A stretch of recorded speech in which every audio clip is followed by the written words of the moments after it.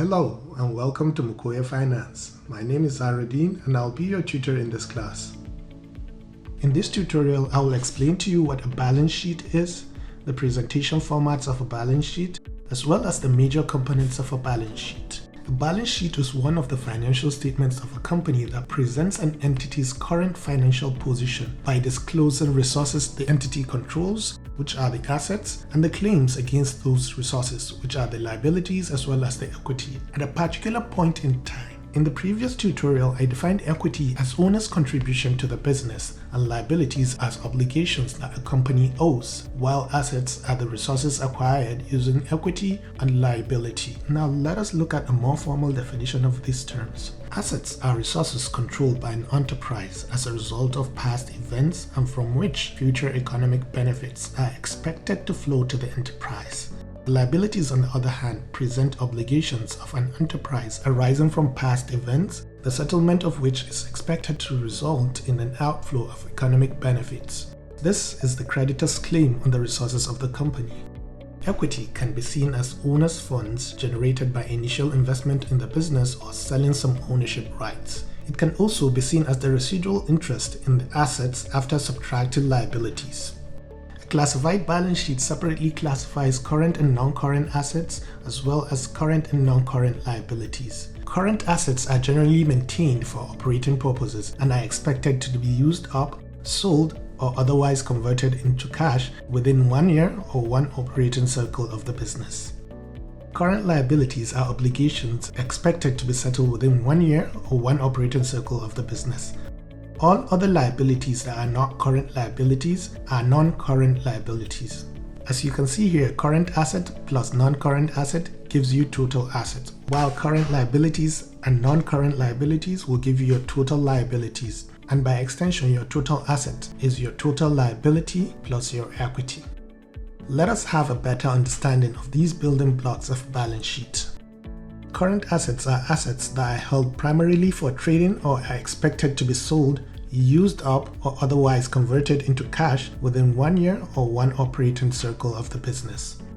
The components of current assets include cash, receivables, office supplies, prepaid expenses, and inventories. For an asset to be classified as a current asset, future economic benefit must be expected to flow from that asset within 1 year or one operating cycle of the business. Non-current asset represents the infrastructure from which the business operates and are not expected to be consumed or sold up in the current period. The components of non-current assets include property, plant, and equipment, as well as investment properties. For an asset to be classified as a non-current asset, it should not be expected to be used up or otherwise sold within 1 year or one operating cycle of the business. Current liabilities present obligations of an enterprise arising from past events, the settlement of which is expected to result in an outflow of resources embodying economic benefits. This is the creditor's claim on the resources of the company. The components of current liabilities includes accounts payable, financial liabilities, accrued expenses, as well as deferred income. For a liability to be classified as a current liability, it should be expected to be settled within 1 year or one operating cycle of the business. Non-current liabilities are financial liabilities that provide financing on a long-term basis. The components of long-term liabilities include long-term borrowing as well as deferred tax liabilities. All liabilities that are not current liabilities are regarded as non-current liabilities. An important concept is working capital, which is defined as excess of current assets over current liabilities. When a company's current assets are more than its current liabilities, it shows that the company has the capacity to meet immediate obligations as they fall due. While adequate working capital is required, excess working capital should not be tied up inefficiently when it can be invested elsewhere to generate income. A balance sheet cannot give us a sense of the growth of a company's strengths on its own, but only when compared to the balance sheet of a previous period. In this example, we see how a company records its assets and liabilities and aggregates them into a balance sheet. In the current period, the company has cash of $600, it has investments of $500, it has inventories of $500, accounts receivable of $250, prepaid expenses of $250, property and equipment of $1,100, as well as deferred tax asset of $300.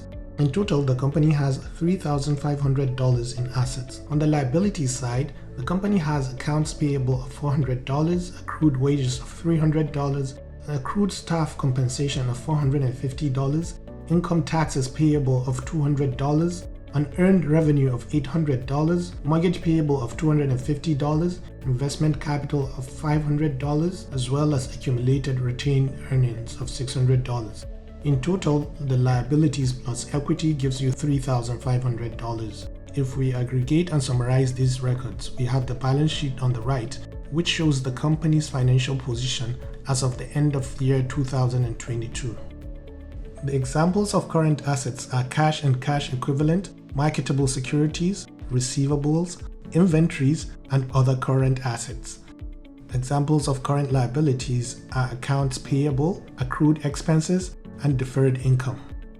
Examples of non-current assets are property, plant and equipment, investment property, intangible assets, goodwill, deferred tax income, and long-term financial assets. Non-current liabilities include long-term financial liabilities, deferred tax liabilities, as well as deferred income.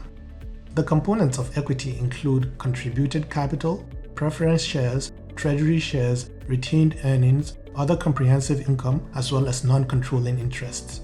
Note, the value of equity on the balance sheet is called the book value of equity. This is different from the intrinsic value of equity, which takes into consideration future earnings that the company is expected to generate. The concept of intrinsic value will be explained more in future videos. And this brings us to the end of this video segment. In the next video, I'll explain each of the items we listed to give you a better understanding of what they are and how they are recorded in the balance sheet. If I have in any way made you understand balance sheets better, please hit the subscribe button and follow my channel in your quest towards becoming a finance expert. See you in the next video.